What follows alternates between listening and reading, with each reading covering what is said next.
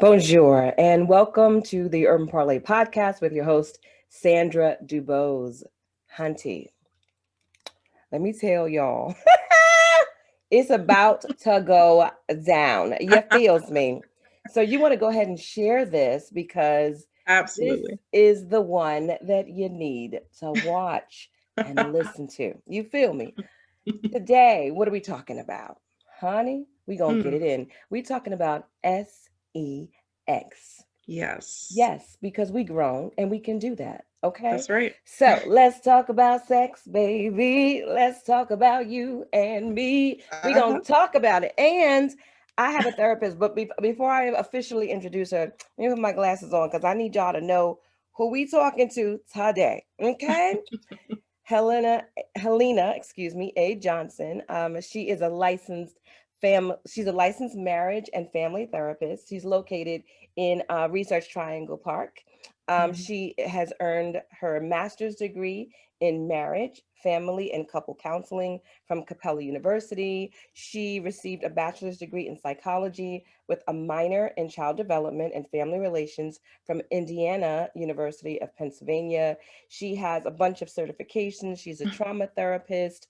She's an amazing woman, young, beautiful Black woman. And we are Thank going you. to get it right on in because I got so many daggone questions. Child, we got to get right Where do we into it. start? Where do we start? Where do we begin? Yes. So, Helena Johnson, Yes. welcome to the Urban Parlay. And Thank you for having me. So excited. Thank you. thank you. Thank you. Okay. First of all, why don't you start? Because when we hear the term sex therapist, right, Hmm. that's kind of like, what do you mean? I know how to do it. What do I need therapy? Right. Yeah. Yeah. What are we talking about? What is this? What is this all about? Can you please tell us what is sex therapy? Yes. Let's start there. Yeah. Um, I think there are misconceptions around what sex therapy is. Right. Um, But sex therapy is a space for couples and individuals to talk about some of their sexual experiences, Mm-hmm. to get tools to enhance their sexual experiences. And for couples, it's a way to unveil some of the unspoken things that happen, Mm-hmm. um, to heal emotional wounds that happen from sexual experiences, Right. and for individuals, a lot of times, if I'm seeing women, we're helping with low libido issues. Mm-hmm. Excuse me, low Yeah. libido. For men, that may include like treating premature ejaculation, Mm. delayed ejaculation, erectile dysfunction. So there's a clinical side where we're addressing some of the sexual dysfunctions, Okay. and we're also addressing the emotional and sexual intimacy parts of relationships. So, one, it's all a talk therapy space. There's no touching. I'm Uh, not doing any I was about to touching. sign up like, yes. I'm sorry. Go ahead. I'm I'm not doing teasing. any touching I'm on the teasing. couples or individuals. But there it's a space for us to just be completely transparent, no Yeah, judgment. right. And for me to help, I like to frame it as helping couples have new choreography, to what happens in the bedroom, to what happens in the relationship. Mm, And there are times where I do give some homework assignments where they can practice to enhance their intimacy at home, and then we process it in session. So it's uh, a very interesting field. so okay, so I have to ask the question, Yeah. why did you go into sex therapy? Like what was it about it that you said this is where I want to help? Yeah, that's so how I got started. Well, actually, way back when I was talking to my best friends about this, they don't remember, but um I used to make jokes. It was very seldom about like being a sex therapist. I was in grad school Mm-hmm. becoming a marriage and family therapist, Mm-hmm. and the idea of being a sex therapist was something that was there, but I never really thought I would actually travel down that path. Mm-hmm. Um, so, anyways, I started doing a lot of family therapy, working with the family. I realized the parents need work too. So, I got into couples therapy. Mm-hmm. And from getting into couples therapy, um, I realized that there's another component here of not just the emotional intimacy, but the sexual intimacy. Sure. So I started working at a practice here in Raleigh who did both couples and sex therapy. And I thought I was just being hired to do the couples therapy. Right. But they're like, no, we do it all. So you're going to be trained in sex therapy as well. So that's where I got my start. And the more that I started to learn, the more that I started to meet with couples, I realized this is something that's really, really needed, Yes. especially in our community. Yes. It's already stigmatized to get therapy in our community. Right. Um, but as people are learning about me and my practice, they're saying we need you in our community. So Yes. um, it's a great way to reach and help build that intimacy in relationships. So Yeah. that's how I Yeah. got my start. I love it. And I have to say, I was just so thrilled because I started to really Google. We've never actually met yet, Hmm. but Hmm. I just started to kind of Yeah. Google because I really wanted to ideally find an African American sex therapist. And I was Yeah. just so thrilled when I came upon your website, like, yes, Yeah. rock on, Yeah. because Yeah. it is so much conversation that really needs to be had Yeah. around this topic. And so the first thing, when you talk about couples, how much of we always hear what are the important parts of a relationship, right? So there's Hmm. sex is major in a relationship with Sex is a big thing. money, those Yeah. kind of Uh-huh. these are big ticket Uh-huh. items when it Yeah. comes to the Yeah. health of sustaining any relationship long term. Those are the Yeah. pieces that are kind of like those deal breakers, right? And you've Yeah. got to figure it out. So, and a lot of times I think that we will sweep things under the rug Hmm. because it's such Hmm. a touchy, uncomfortable, very Oh vulnerable yeah. space that we don't really always have that level of intimacy within the relationship. You may be having sex, but do you Right. have intimacy? Do you really have Absolutely. that level of trust where you feel vulnerable enough to say, I really don't like it when you do that, Yes. right? That is where it's at. Uh-huh. Yeah. So go ahead, go ahead, go ahead. That's the conversation that I'm having are Yeah, helping couples to have. right. Um, a lot of times when I am meeting with couples or even just with individuals too, Mm-hmm. they'll come in and they'll say that, sex isn't really going well in our relationship Mm-hmm. and this has been going on for years and it's getting to a point where we're talking about separating or we're talking about divorce. Right. Um, and there's so many layers to it to Yes. break down that what I'm finding is that there's, like I was mentioning before, there's the emotional intimacy piece, Right. but that is very well connected to the sexual intimacy piece. Thank you. Talk So about that. a lot of times if there are relational issues in a Right. relationship, Yes. you're not really feeling motivated to have sex with that person. And Mm-hmm. that could be for male or female. Okay.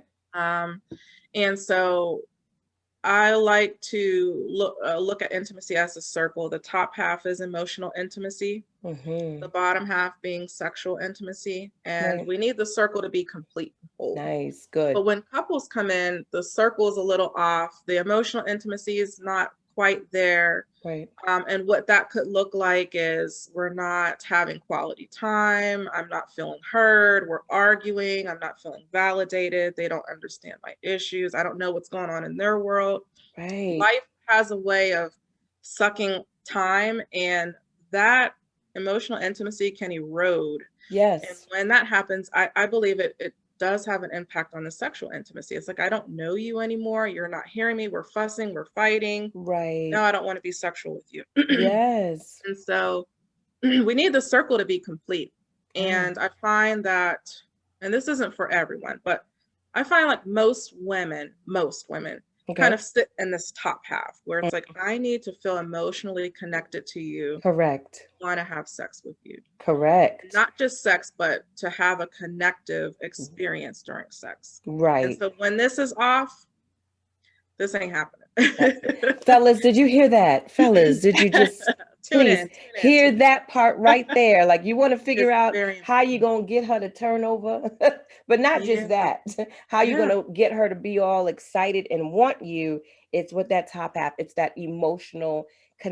connection and that That could intimacy. look like talks, date Yeah. nights, all the Yeah. things that couples do in the beginning, right? Right. Like you're really trying to get to know who that person is. You're Correct. talking on the phone, you're texting all Right. day. There's this Yeah. great anticipation, like, Right. "Ooh, what am I going to wear when I see him? What are Mhm. we going to do?" There's all this mental foreplay that helps Mhm. with that emotional connection. And so, Mental foreplay. Write that yes, down. Mental that is, foreplay. yes, That little part. nugget. Yes, seriously. And so I think a lot of women, like I said, not all, but most women kind of sit in that Mm. area. And I Yeah. think most men sit in the bottom where Mhm. for them sexual intimacy and sex is a way of connecting, is a way To of get to the expressing. to get to the emotional. Yes, they a lot of times like men sit here, it's like, well, if we had, sex more often, I could be more, but it gets off, like it gets twisted and it becomes Yeah. this tit for tat. But I find a lot of men do sit here, Mhm. and if you think about it, most men are socialized not to talk about their feelings. They gotta be, Correct. Yeah. manly men. They Right. have to be like tough. They gotta grind. There Yes. isn't room or space for them to really feel their emotions. So for a lot of men, sex is a way for them to To feel that express. and to Yeah. express. It's a physical expression of their love and care. And I think that gets missed when the relational stuff is off, You are if so that makes any correct. It totally makes sense. sense, and I think that, just like the book, Men Are From Mars, Women Are From Venus, Venus. Mm-hmm. right? Mm-hmm. So Mm-hmm. anybody who's in a relationship, it's like when you really understand how men and women really are wired differently, right? Yes. And that if we can come into relationship with that understanding and realistic expectation that I need to be able to meet you where you're at, and you Yeah. need to be able to lean in and meet me where I'm at. Absolutely. And both It's of us just together. understanding it's not personal, it's Hmm. how we're wired. He has more Yeah. testosterone than you do. He's Yes. going to want it more than you do. You're going to have to, you know what I mean? So it's like, Yeah. okay, well, if that's what your need is, then let me teach you, and you have to be teachable of what you Right. can do to help me get there, because I Yes. don't naturally just need it the way you do. Right. And I was just thinking that, and you touched on it. Our Yeah, bodies are made differently. differently. The range of testosterone that men have, just to get a little scientific, is Good. 300 nanograms per deciliter to 1,000. Okay. So they have like a good range here. I mean, As a 300 to 1,000. as opposed to us, how much do women have? For women, it ranges between 15 nanograms per deciliter to 75. And they So have how much? 300 to 1,000, right? That's a significant difference, right? It's So big. when I explain that to couples, they're like, huh, Huh, right. that makes sense. Now I get, so their bodies are primed for sex, right? That Yeah. testosterone helps to prime them. And for us women, we need a little help sometimes. We need a little bit more time. Yeah. This woman I was working with, she was like, my husband is like the microwave. He gets like, he desires sex, he gets aroused, he's ready to go. And Yeah. she's like, I'm more like the oven. And I was like, that Hmm. is such a perfect metaphor here, because she's like, I just need time. I need Yes. to preheat. Right. And I use that. I told her I was going to steal it because I think it's brilliant, but It it is does brilliant. show this parallel. It shows what's different. When women compare their arousal cycle to men, Don't. it's like comparing apples to oranges, and a lot of women feel like I'm broken. Like, why don't I Oh, want it goodness. all the time? Like, and they internalize there's something wrong with me. Yeah, I know, Sorry, right? this is not my session, however. So when you compare, like, a woman's arousal cycle with other women, you find that this is pretty typical. It's pretty typical for women to feel pretty, Yeah, not actually not so feel not much. much of anything when their partner asks. Hmm. And so what happens is in the couples therapy or the sex therapy, we break that down and we talk about that. What is your way to preheat? Like, what helps you preheat? Well, I like when Preheat. That's he good. does this, or when we do this together, or we don't have time. Like, she's like literally telling you how to preheat her oven, right? She's Nice. telling you the ingredients to help make this recipe for connective sex. And I think it gets overlooked. And so I just help couples slow down talk to each other, put together a new dance that's Mm-mm. going to work for both of them.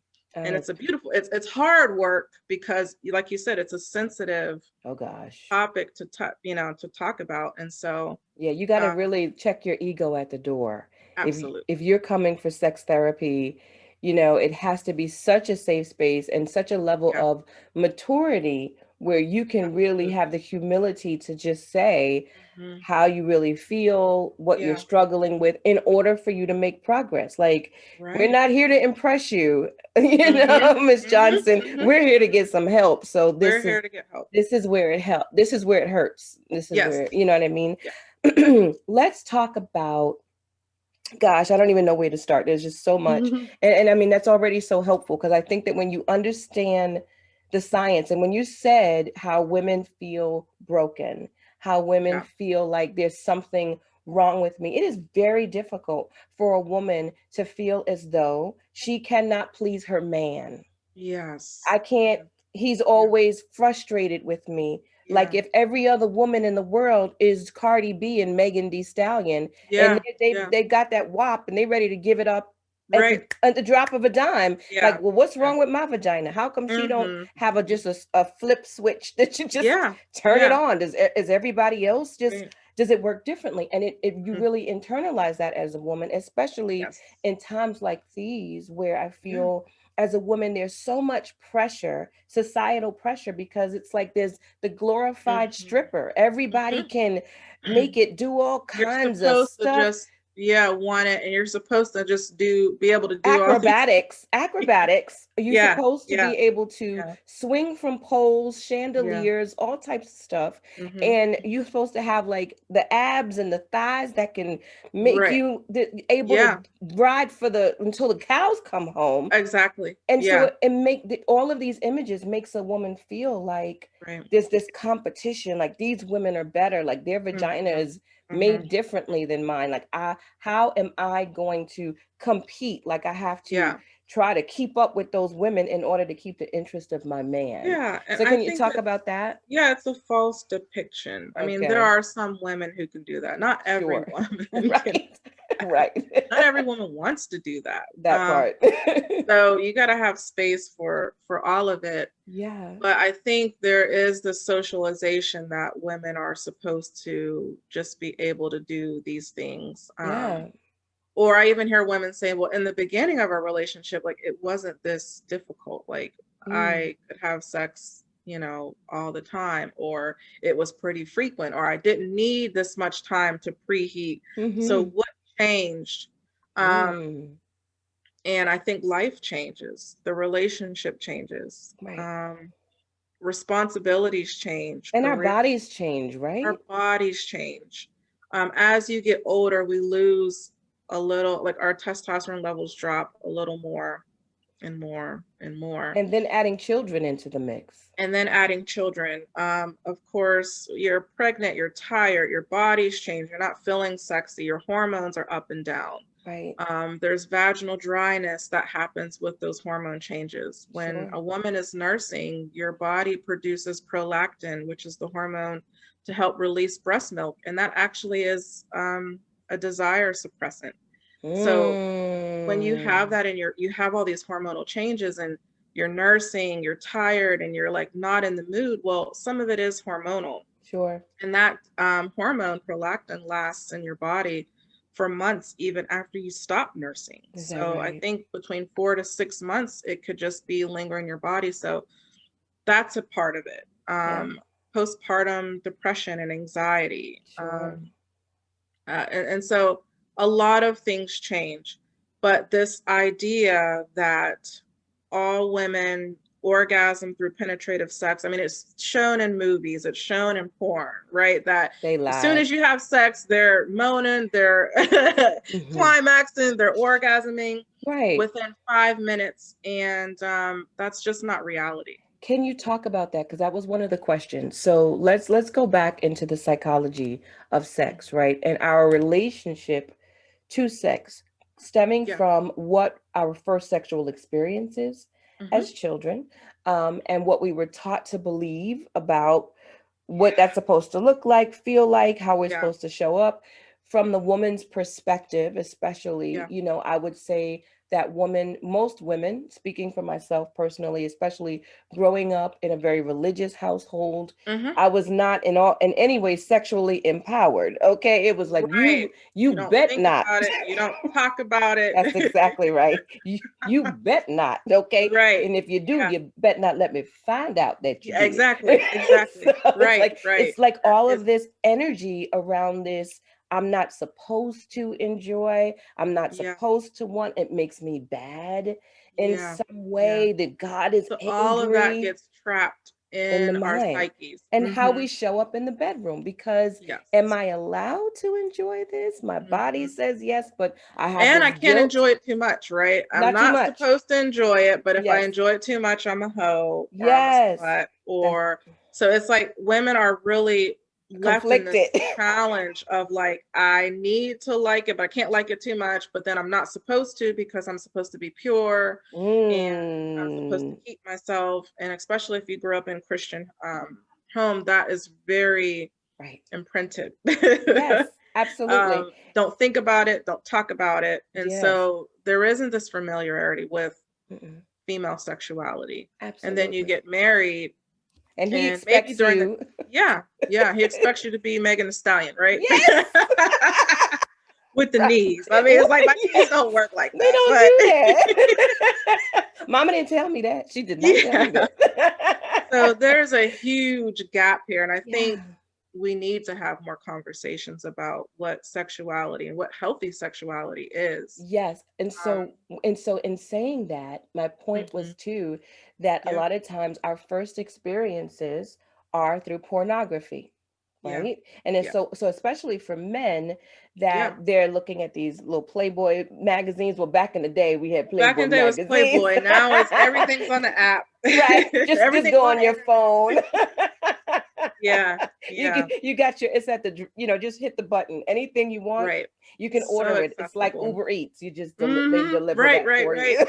you. So, Exactly. but that leaves then an impression because you're seeing this dramatic Hmm. presentation to titillate you, but that doesn't Yeah. necessarily speak to intimacy, what women really like, all of Hmm. these different things. And so men then show up in the bedroom with this With the expectation that, expectation. oh, this is what you That feels do like so much pressure. for Yeah, it's like, everybody. yeah, feels like so much pressure. Right. And there are men in my sessions who say, well, every girl that I've been with has orgasm. And I'm like, "Ew, So you thought. okay. Somebody somebody was lying. Somebody lying. Yeah. We're Um, taught to lie yeah, because you have to preserve the male ego. yeah. Yep. I mean, there's a Mm. lot into it. So And you yeah, want him to get off. yeah, yeah. Could you finish? All of these things, all of these things. So when you think about all of the things that you just talked about, right? Yes. Like the pressures of having to do it well and do it good, Yes. like get them off, like Mm-hmm. also be artistic with it and have this performative skill set, and you're not getting any pleasure out of it. Right. Where's the motivation? Like, why would I want to have sex? What is in it Yeah. for me? Right. If all of this is being invested into your pleasure and I need to do this for you and I'm not getting anything out of it, of course, I'm not going to have any motivation. That Desire. also plays a part in my desire Yeah. or women's desire. So, dispelling these false depictions of sex Yeah. um, is a part of sex therapy as well. Mm-hmm. Creating that emotional intimacy with each other. Um, Mm-hmm. there only 15% of women actually orgasm through penetrative sex. It's Mm. the statistic isn't really high. I mean, 15%. Most women climax through clitoral stimulation. Like the Right. foreplay is the sex. The Yes. foreplay, oral sex, hand stimulation, caressing, touching, kissing, Right. and that being where the experience is where a lot of women do orgasm, that Right. is the sex, that is the fireworks For for the most women. women. Yes. And to place this pressure that they have to come or they have to orgasm through penetrative sex just actually steals the fun, steals the romance, steals the pleasure out of Absolutely. sex. Absolutely. Good stuff. Good stuff. Let's talk a little bit about, and you used this term earlier, and I'm all about this emotional healing, right? So, one Mhm. of the things that, and the work that I do, empowering women, helping us build healthy self esteem, love ourselves, Yeah, part of that process is really taking a look back into the things that have deteriorated our self esteem and our which is tough. confidence, It's right? tough to look It's back. Uh-huh. yeah, it's like what? Let's unpack Mhm. this. What really Yeah, happened? Who took? When did you start to feel unbeautiful or unworthy? absolutely. And oftentimes, I mean, I don't know the exact statistics because not everybody's going to tell their secret anyway. Right. But we're Yeah. holding secrets as women. We Mhm. have been through so much that Mhm. it is so common that it's like normalized that, Mhm. when we're talking about, childhood sexual molestation, Yeah. these types of Yeah. experiences that are so impressionable, Right. and they definitely impact our psyche, the way we show up Yeah. in for the rest of our lives. And this not just for women, Yeah. for men as Men too. well, right? And Mhm. so men might language it and say, oh nah, I just was real young when it happened. No honey, you were a Yeah. child and someone You were took taking advantage advantage. of that part. Absolutely. So Yeah. can you talk Yeah. about how unhealed wounds Mhm. show up in the Mhm. bedroom? And I'll share this. One of the things that I am, I'm a spokesperson Mhm. for, you know healing, emotional healing. I had Yes. experience, sexual childhood molestation, and Mhm. I know that when I was married, that was a challenge for me because Uh-huh. there were triggers, right? So can Yes. you talk Yes. about triggers in the Yes. bedroom, and let's talk about Yes. that. Let's go. Mm, So let's get into yeah, it then. get into it. I have a background in doing child trauma therapy. Yeah. And so a lot of the therapy that I was doing was child sexual abuse and assault, Okay. both for boys and girls. Uh-huh. And some of the similar components is the shame, the guilt, Mm-hmm. the embarrassment, Mm-hmm. that comes along with being touched in that way or being forced to do something. The innocence Mm. of that child is taken away, and it just leaves them emotionally raw, and they don't really know what to do with it. Where do you put it? Where do you put it? How do you understand it? It's complex. I'm being touched. I can't say no. There's this power dynamic that plays out. Um, Or I'm conflicted because my body might respond. my body might like the touch, but I know this isn't how it's supposed to be. It's really a Yeah. lot to It's complicated. process. Yeah, It's yeah. very complicated. Mm-hmm. And without that being addressed, it does snowball into our teenage relationships where there is a misconception around what love and sex is and how that works together. Mm-hmm. And then in our adult relationships, there could be triggers, if especially if someone has suppressed it or says, I'm not Which going to most talk of us about it. have. Yeah, and we're not going to talk about it. I'm Yeah. just going to move on. Yes. And then you can be in a relationship or a situation where one touch can just take you way back to when the assault happened. That's crazy, Um, right? it is. Mm. There's a book called Body Keeps the Score, and it's a trauma book that talks about how our bodies remember trauma that has happened. Okay, We might, pause. Pause. yeah, I need yeah, everybody to hear what she just said. Say that hmm, one more time because that yeah, was huge. Because what I find is that people, adults, really believe that if hmm, they've moved on, oh, I'm grown, that was back yeah, then. Like there's now connection. You're over it. It happened. And hmm, if you have not healed, if you have not yeah, dealt with that thing, I always say this quote from Jan Van Zant because I think it is hmm, so powerful. And she hmm, says, if you do not heal the wounds of your past, you will, yeah, it will bleed into your future. yes, So there are yeah, so many people that are struggling because you are bleeding over yeah, wounds that have not been healed from your childhood. hmm, So please hmm, tell us the name of that book again, because somebody needs to get that. yeah. The body keeps the score. Oh yeah, And I forget the author's name, but if you type that in, it'll pull sure, right up. of But course. I like to use this analogy. This is one of the analogies we use in our trauma training that I did. Hmm.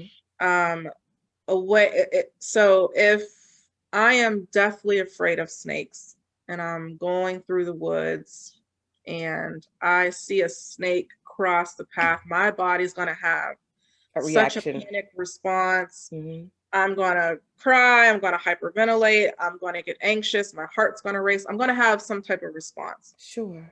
And that can be considered a traumatic experience. Okay.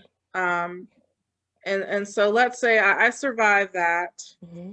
um, but somehow life leads me down walking through the woods, and there's a stick that looks very similar to the snake. It's not the snake, Right. but just my eyes seeing that stick makes me have this response because the Sure. body remembers, right? Even if it's something that's Mm. similar, that seems similar or feels similar, my body is going to have that same response as though it is the snake. And that's because our body Remembers. keeps, yeah, our body, it gets trapped in our bodies. It Wow. gets trapped in our minds. And therapy and talking about it and unpacking that Mm. helps us to re-regulate and rewire. Trauma really hardwires your brain. Mm. It hardwires how you feel things. It hardwires how you see the world. Right. Therapy is a chance to unpack that, to actually help your body rewire itself to be able to regulate. um, you don't forget it, Sure. but you do learn how to re-regulate when these different triggers happen. So Yeah. triggers. I love that. Sometimes when I'm doing couples sex therapy and someone has been abused, male or female, I Hmm. mean, a scent, right? A cologne could Love it. take them back. A perfume Yes. could take them back. Um, he or she touched me around my neck and it took, get off me, and I'm fighting, and Mm. my partner is like, whoa, what's happening? So a touch can take you back. That could be a trigger. A Yes. scent could be a trigger. And a trigger is something that takes you back to the time of the trauma, the Mm-hmm. memory of the trauma. Yeah. And that could be so many. And some people don't know what their triggers are until they are having sex, Correct.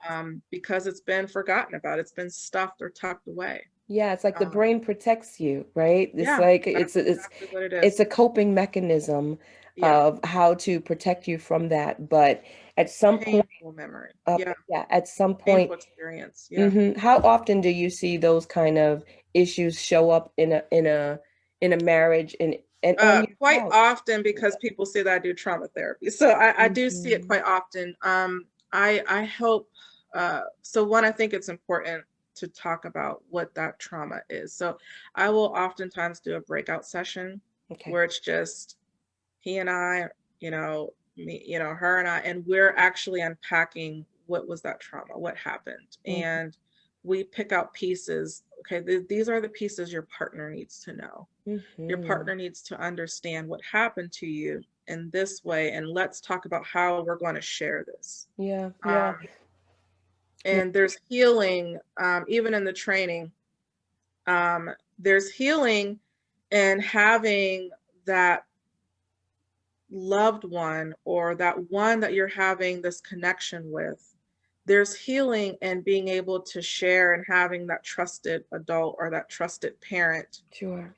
help you unpack it, and for them to support you and for Mm. them to be there for you as you're sharing this really, really painful, traumatic experience. And Yeah. that's part of the trauma therapy is, even with couples, it's being able to unpack it, teaching how to support, Hmm. how to handle triggers, how to say what's going on, and how to be there for each other. Yeah, Um, and I think too, sometimes what needs to happen is like if a man understands a woman's experience and what her triggers are, then how can we work around that? So don't choke me, okay? yeah, You know what I mean? yeah. You might not want to do that move. And if she or he says stop, Stop.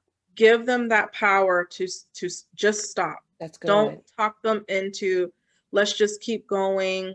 Why are we stopping? That is even more traumatic. That adds to the trauma. Because a lot Hmm. of times that power of choice has been taken. Power of Child choice. abuse, assaults, that power of choice has been taken. And what happens is when Mm. couples are having sex and the victimized person is saying, I need to stop, I'm feeling triggered, and the partner is saying, no, let's keep going, it takes that power of choice Away. away. So Yes. I always say, if you're feeling triggered, please stop. Do not keep pressing, through sex. Stop, bring it to session. Let's process it. Let's talk about it. and give them that power of choice. That is so, so It's really powerful.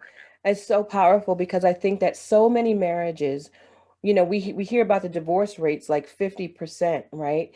And I think important. that it's because we don't have these tools. I think that Yeah. there's a lot of marriages Yeah. that may have had challenges in the bedroom that could have been solved Mhm. if Mhm. they would have Mhm. ever just sat down and Yeah. unpacked it and had the humility to say, or the Yeah. knowledge to say, we're going to go to a therapist for this Yeah. specific issue that could really help us uncover Mhm. what's Mhm. happening with us Mhm. so that we can find each other again. Because I Yeah. think we get to these roadblocks and we don't have enough tools to be able to Right. make it over, and we just Yes. give up. But Right. there's help. You have to be willing to come outside the Yeah. box, do some things that might be uncomfortable. Right. I mean, a hammer doesn't fix everything, right? Sometimes you need a screwdriver, you need a Good. wrench, you need Yes. different tools, and that's what therapy does. It I love fills your that. toolbox up with different tools I to love help that. tackle some of these, situations that come up. I love it. Um let's talk about libido, just Yeah. generally libido, Yeah. right? Because women, like we talked about, when it comes to testosterone and stuff like that, we Hmm. don't always have the libido. um but what Hmm. about a man who might be having challenges with his libido? And I Yeah. know that sometimes for men that's a sore spot because they feel Hmm. like they're supposed to, right? Right. So Right. what if it's like, man, she wants it and I don't. Yes. What are we So doing there's here? a couple of things that are coming up for me. So Okay. sometimes, well, in my work, I'm looking at the dynamic in the couple. So you have sexual pursuers. Those are people who pursue connection through sex. So that could be male or female. Say I that just again. Say that a again. sexual pursuer is a person who pursues connection through sex. Okay. So they may have a higher libido, they may have a higher drive, and that could be for male or female. So there Hmm. are situations where we have female sexual pursuers in the relationship where they're saying, I love feeling connected to my husband or to my girlfriend or to my Hmm. boyfriend or fiance through sex, and I want it quite frequently, and he doesn't. Right. Um, and so on the other end, we have the sexual withdrawers where they're not ones to really initiate sex. They'll respond, but they need a little more of that intimacy, emotional intimacy to help get them going. And sometimes that fits for men too. Okay. Um, but if that's the case, it can create some issues where men are internalizing, women are internalizing. Maybe I'm not attractive enough. He doesn't want me. Right. He's internalizing, she's too much. I'm not enough for her. I can't Mm, please her. What's going on? I'm broken. mm. And so there's that, dialogue happening.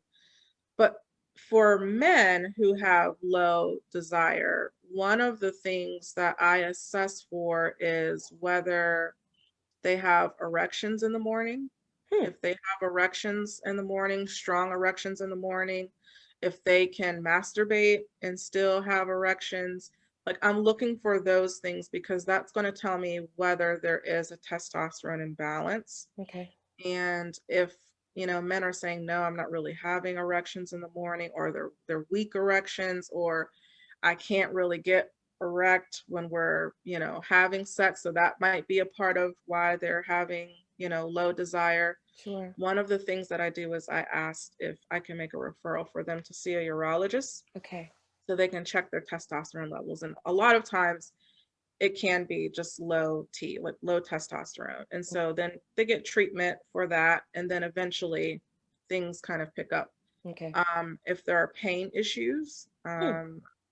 just sex is painful. Um, there are times where that happens for both male and female. And of course, for women, if there are pain issues, that's going to impact your libido. Who wants to have sex if it hurts? You don't. Yeah, you don't. You don't. It You just point don't. blank period. You don't. So you can be referred to a pelvic floor PT. And Mm. there are many different reasons why I might refer, but it is unpacking this. Um, but for men, it also could be relational. There's just Maybe it's what's happening between the two of them, Mm, and how they're talking to each other, or he feels degraded as a man or demeaned as a man, or he's not a great provider. Like it mhm, could be stressors that also impact libido. So mhm. there are a number of reasons. It's just kind of figuring out like what's happening in Mm. this relationship. And On once we figure that out, then that helps me give direction on like what to do and how Yeah, to treat that, that. that's great. So on the other side of libido, let's talk a little bit about sex addicts. Now we hear that term all the Mhm. time, and Uh-huh. some people would be like, "Oh yeah, I'm a sex addict. I love it." But Yeah. it's like, Yeah. sign me Uh-huh. up. You know what I'm saying? I'll go to those classes. Yeah. I don't got a problem with Ain't got it. no problem. My name is so and so, and I love it. Yeah. But what is a sex addict? What are we talking Yeah. about? So Talk, there's a teach difference us. between those who have high desire and those who are sex addicts. Like Okay. I hear like he wants sex all the time. He has to be a sex addict. Hmm. And a a sex act like so if you look at addiction, Okay. whether it's gambling, substance use, alcohol, or sex, Hmm. the key components are one, it disrupts your life in many ways. There are negative consequences to seeking out this thing, and the person is unable to control themselves when it comes to this behavior. I Okay. know there are negative consequences with me using this drug. There's a dependency on it. Hmm. My body feels like it needs it. I can't stop myself, even though I want to. I Mm, want to stop gambling, but I can't. mm, I have this need for sex that even if also a good component is how much time are you investing in seeking these things out? mhm, Is it taking you away from your family? Is it mm. taking you away from your job? Are we spending endless amounts of money to satisfy this need, this addiction? And so that's This the itch you difference. have to scratch. It's an itch that you have to scratch, and even when it gets scratched, it still isn't fulfilled. And Okay. so I can't control it. I think if it gets to a point where you cannot control and it's such a compulsion that you cannot stop yourself, that is an addiction. Okay. Those who just love to have sex or like to have frequent sex doesn't necessarily mean that they're an addict. I hope that answers your question. It does. It definitely Yeah. clarifies. Thank Yeah. you. I want Hmm. to talk about we live such an crazy time that we've Hmm. never seen in the world before. I know. There, Yeah. everything I feel like we've blurred all the lines. There's no right or wrong. It's just whatever. Uh-huh. Yeah. Making it up, whatever feels good. You want to Yeah. change, you want to do this, Yeah. whatever. And in one sense, you could say, oh, that's empowering and that we're Hmm. evolving. And in Hmm. another sense, you could, it's like, what? We're Yeah. losing Yeah. ourselves. What I'm most concerned about is our children, right? Hmm. And they're growing up in the world without a certain amount of structure. So they Yeah. seem to be just kind of floating around in this space and Yeah. confusion, which Yeah. easily gets them. That's why they're there's Mhm. such high rates of depression, and rates of suicide Mhm. have increased because people are really confused. So one Right. of the things that our children are, when we're talking about sex, there's this fluidity Mhm. starting even in our middle schools where Yeah. kids are experimenting Uh-huh. with same-sex relationships, but I mean, it's a la carte. You know what I'm saying? It's day of the Yeah. week. I mean, this week I'm with her. Yeah. The boys and the girls, it's like Yeah. they just kind of scrambled eggs, Yeah. and they are not, their brains are not fully developed enough to Mhm. really fully make those kind of Mhm. absolute decisions about, they're still figuring it out. Can you Yeah. talk about this new age of Yeah. fluidity, how that Yeah. impacts our children, and how that shows up and kind of skews their own sexual identity?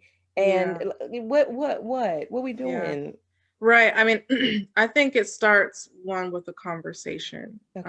I think having spaces where as parents, can have conversations with our kids about what they're experiencing in their bodies. Mm-hmm. Sometimes they are a bit confused. I don't know if I like girls. I don't know if I like boys. And so it starts with a conversation around what they understand and what they know about themselves. Okay. Um, I hear this a lot where I do have parents to say, my daughter is unsure if she's lesbian. Okay.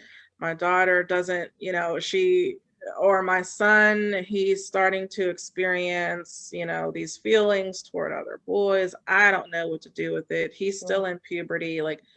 Um, Yeah. and so it's a complicated because on one side you have people say like let them explore, let them figure out who they are, and then you have on the other hand other people saying, well, they're still in puberty, they don't really know. No, I'm not going to allow this to happen. So Sure. um I think you have to know like what you where you stand, Mm-hmm. and then you have to have a conversation with your kids about what's going on with them. Mm-hmm. um, there are certain therapy resources that actually specialize in these types of situations where there's gender identity. Right.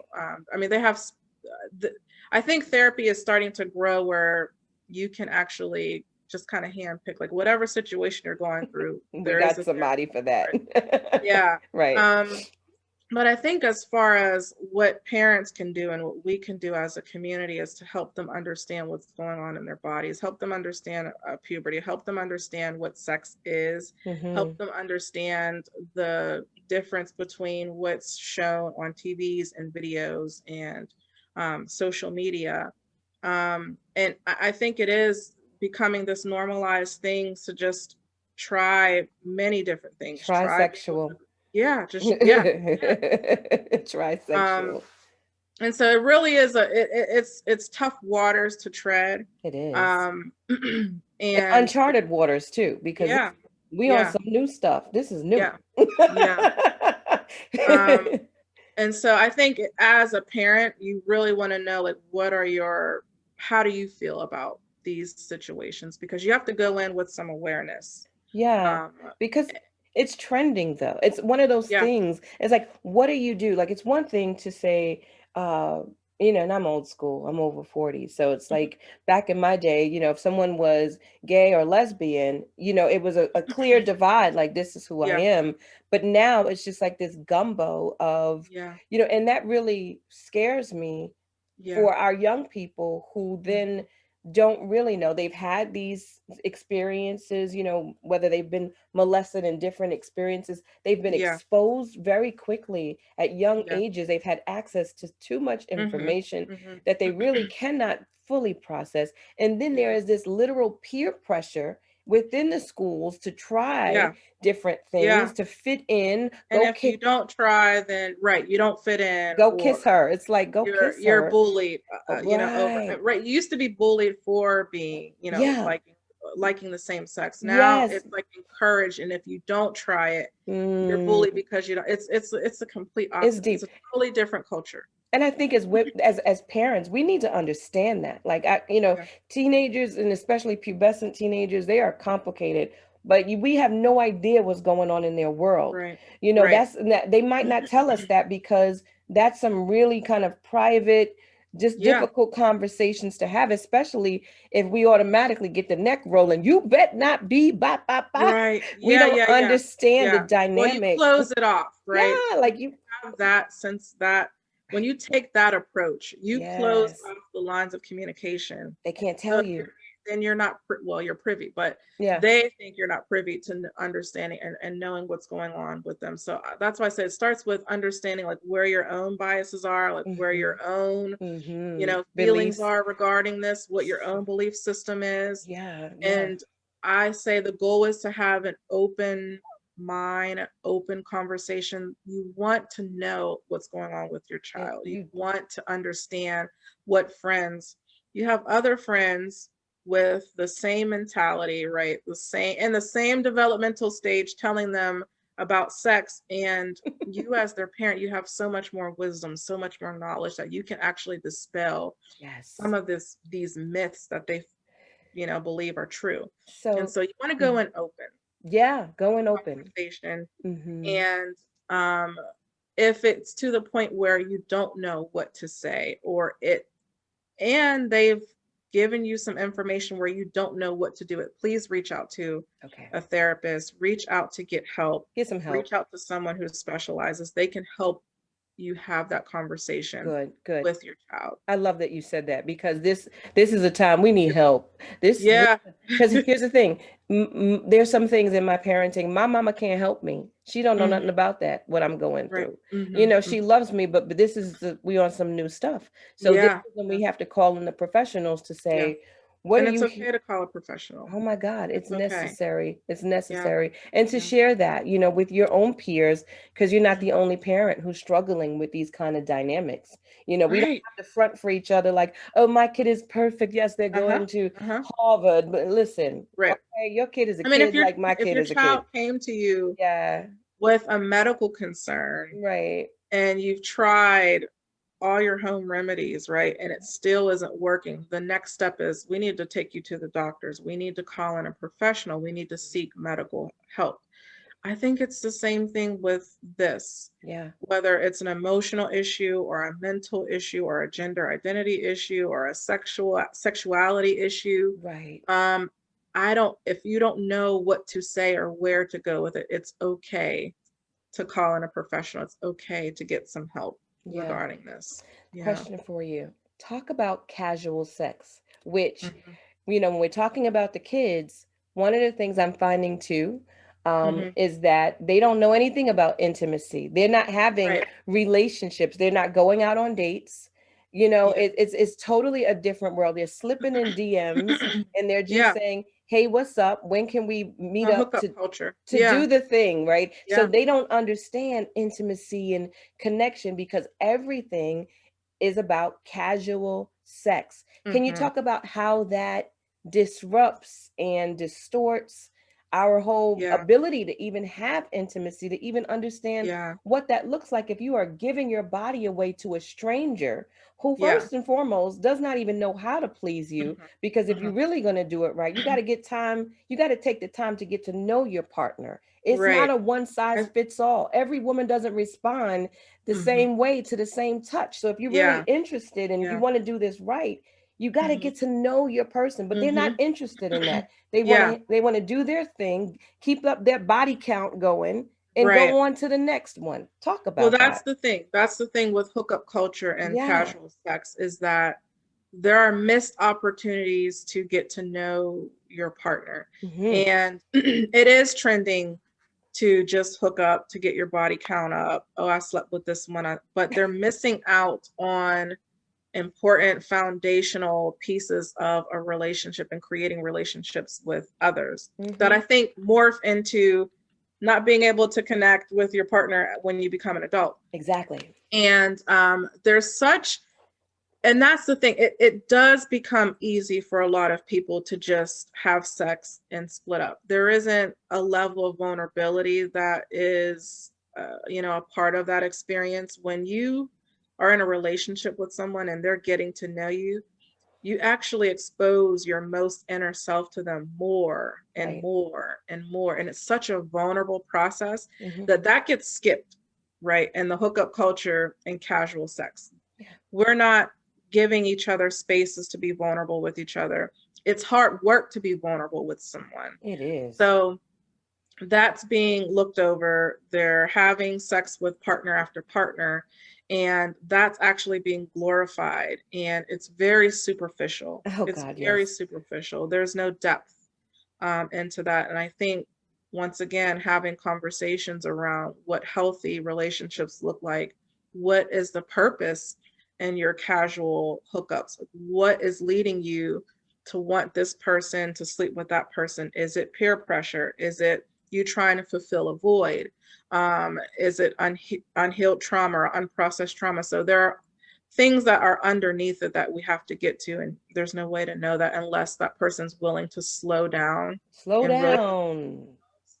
And if you see someone going down that route, are you going to say something to that person, or are you going to let them go down that slippery slope? So a lot of times there are reasons, there are things underneath it, and we need to figure out what that is. Yeah, you know what? It's really interesting when it comes to casual sex.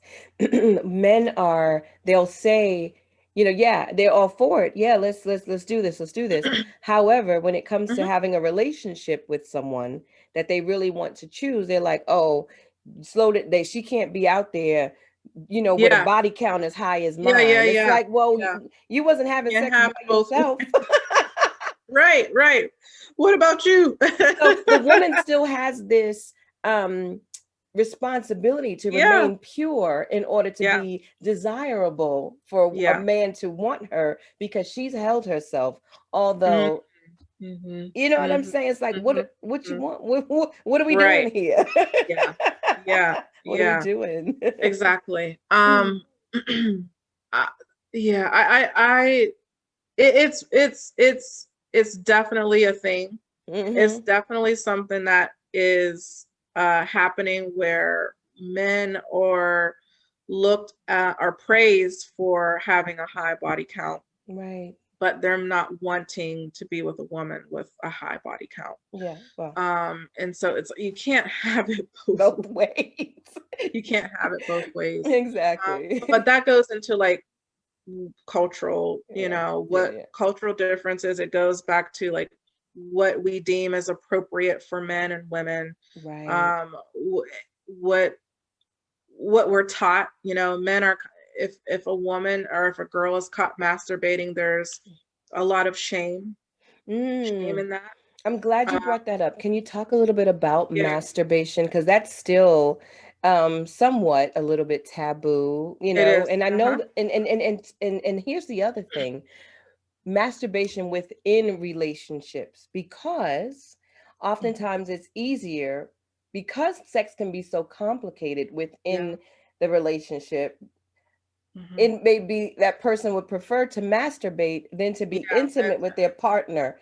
And Right. so is that a betrayal? Like, how dare you Yeah. masturbate when Yeah. I'm here to please you, and you'd rather just go off on your own in the corner, handle your business and go to sleep Right. and leave me out to dry? Please talk Yeah. about that. Yeah. So masturbation is actually a healthy way to explore your body. Okay. Masturbation is a way to in sex therapy we talk about having an erotic core, like knowing what feels erotic, what is pleasurable to yourself. Hmm. And it's a way to understand that better.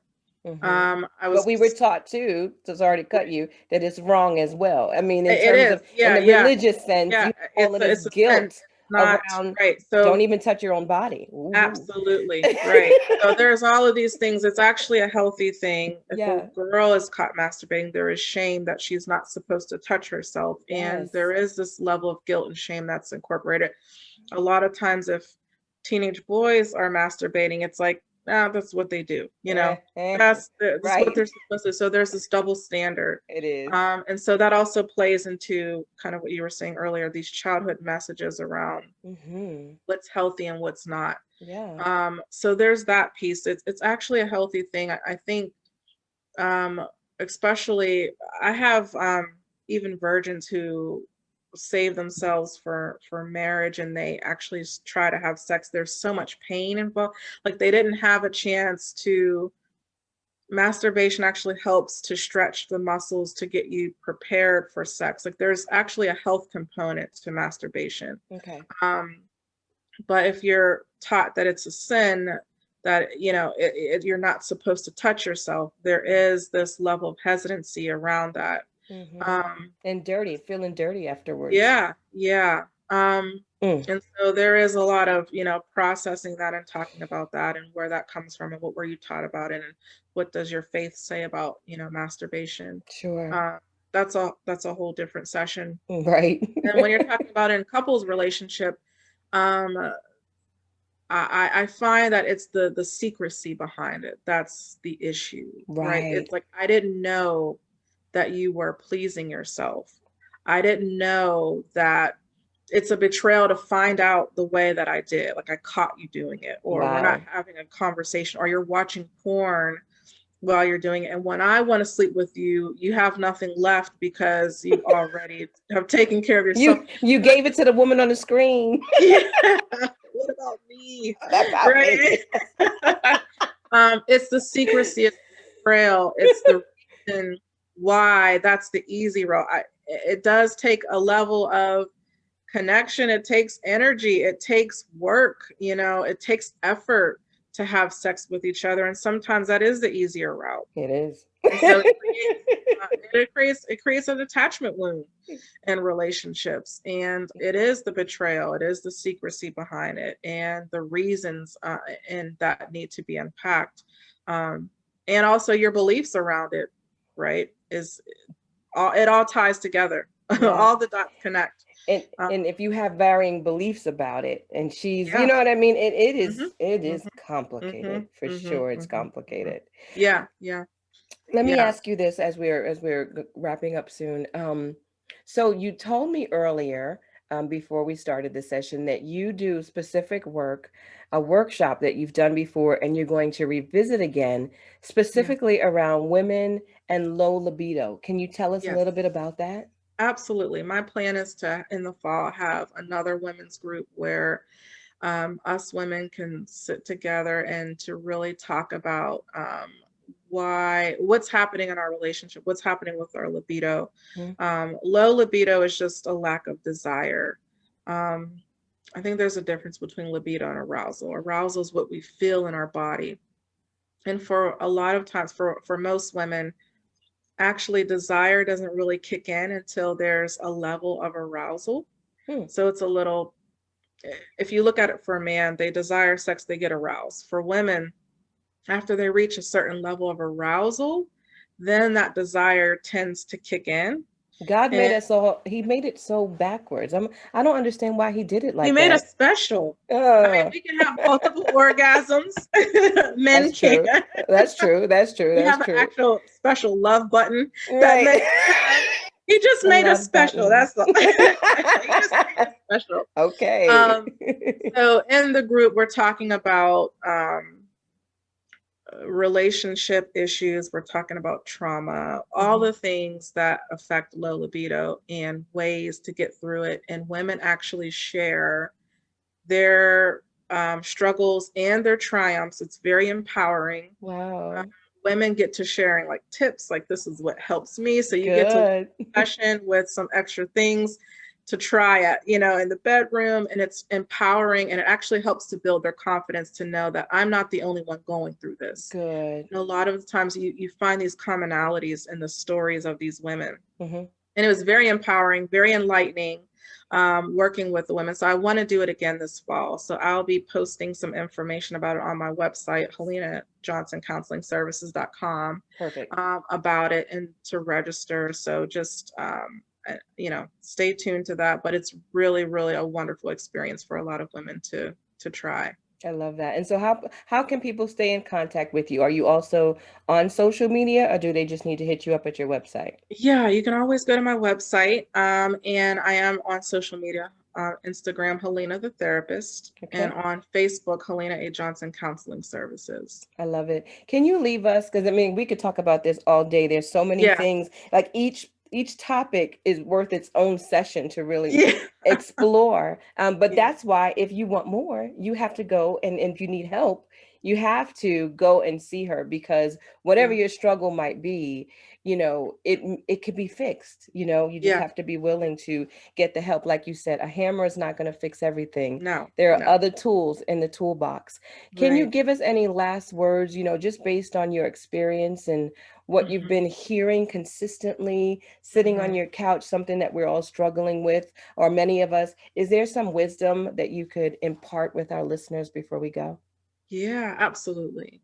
One of the things that I always want to leave with people is to know that you are not broken, Mm. that there are things that can be healed if you are willing to put in the work to talk about it, Yeah. if you are willing to put in the work to search and reflect within yourself. Um, that the issue, uh, such as sex, is not a hopeless situation. Yeah. There are many, many couples who come in feeling so far away from each other, because sex doesn't feel good or it doesn't feel right, or they're being triggered from their sexual trauma that has happened in the past. And through sex therapy, they leave the sessions. Of course, like I said, it's hard work. Mhm. It's not always a quick fix. Um, it can take some time. And if you're willing and if you're patient, I have seen couples actually go through the process Mhm. and come out on the other side better and stronger than they Wonderful. were when they started, Yeah. um, with their level of dedication and with them being, able to do the work at home. So, Yeah. sexless marriages aren't hopeless. I do offer free Mm. 15-minute phone consults for individuals and couples, and I would be more than happy to consult um, with you to help you point you in the right direction and hopefully get you on the schedule so we can put our hands to the plow and just get to work. Yeah, I love that, love that, love that. Listen, you heard it here. There's help for you. And sexless marriages, they can be helped as well. Exactly. So reach Yeah. out and get the help that you need. Helena, thank you Thank so you. much for sharing your Yeah. wisdom with us. I know that people were enlightened and blessed and comforted by a lot of the things that you said because it's such a personal Yeah. conversation that, It is. not everybody really has a safe space to Uh-huh. talk about some of those challenges, but I know that we Yeah. touched on a lot of things that some people are going through. So Yeah. thanks Yeah. again. And for Thank you for having me. my pleasure. And for everyone listening and watching, I look forward to being with you again. In the meantime, I bid you adieu and I wish you peace and I wish you blessings.